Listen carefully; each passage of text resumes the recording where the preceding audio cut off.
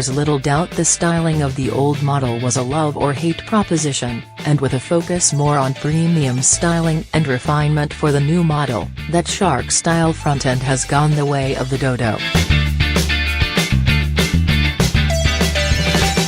I would admit it needed change, Nielander told Australian journalists.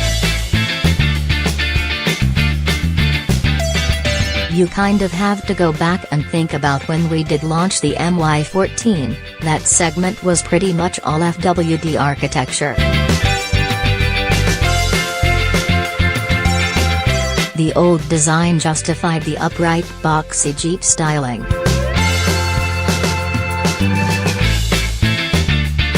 Nielander went on to reference other, less off-road-focused SUVs in this segment, moving away from more traditional designs looking to make a style statement.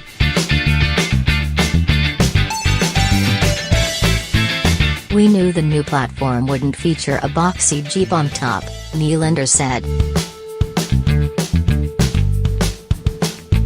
We wanted to leapfrog where everyone was going, sleeker, with a lower front profile, changing the language in that segment. We wanted something that would stand out, and the Cherokee couldn't be a me-too vehicle in that segment.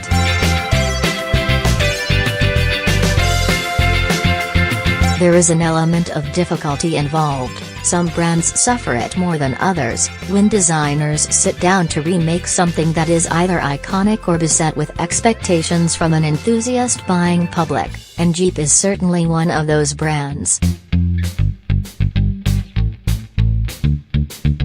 We would never have done what we did on the 14 Cherokee to the Wrangler, because it has to look like a certain way, Nielander says, confirming that very fact.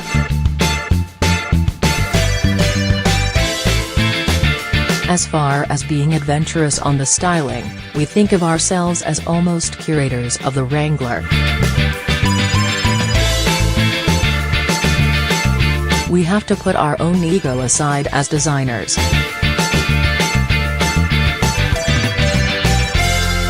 We are there to support the heritage of that vehicle.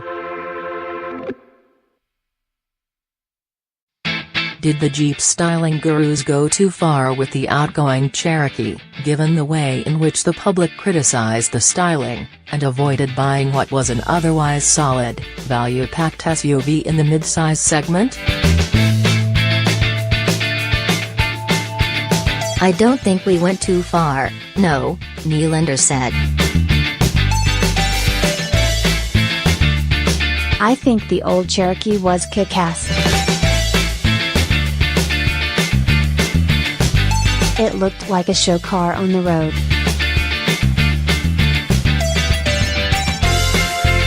And it was meant to be polarizing.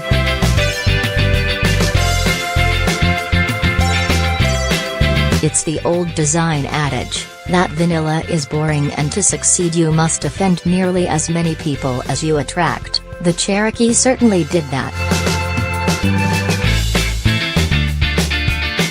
And yet, despite consistently disagreeing with anyone who asked, that controversial front end is gone for the new model. Move on, update it. We want the new Cherokee to feel more premium, Nielander said. I think this new one is much more handsome looking, I like it. We've just moved on, other people can copy it, you see that all the time with certain styles. They come about, get emulated, and then people move on. The latter comment about emulating was a response to whether brands like Hyundai have copied elements of the Cherokee's design, like the headlight signatures, which no longer matters to Jeep, as the Cherokee has moved ahead another notch according to the manufacturer. There's little doubt the new Cherokee is a vastly more attractive vehicle than the model it replaces. The new Jeep Cherokee will go on sale in Australia later in 2018, with pricing set to be announced closer to launch.